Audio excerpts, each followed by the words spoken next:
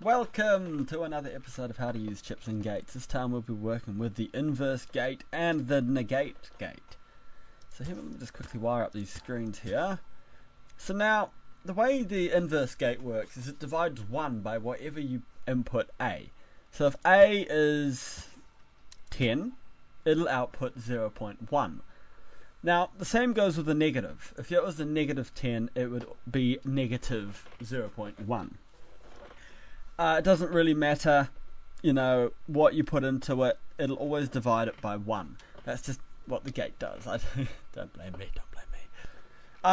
This is extremely simple. So now we head off over to the negate gate, and we input, so say 10. It'll inverse, or not really inverse, but it will make whatever number you put into it a negative. It'll always times it by -1. So if we put -5 in there, it'll be 5, because it always times it by -1, because a negative times a negative is a positive. So it's basically those two chips and gates. Knowing for you, the knowledge has entered your brains, hopefully.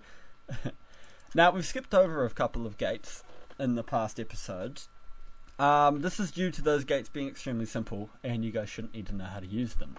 For example, the divide gate, obviously, it divides the two inputs. The first input A divides by the second input.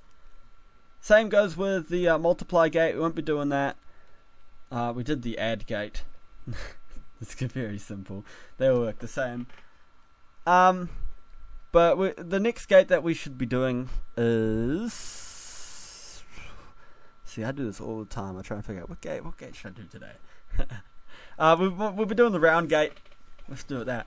We'll be doing the round gate next. So thank you guys for watching, and I'll see you guys later.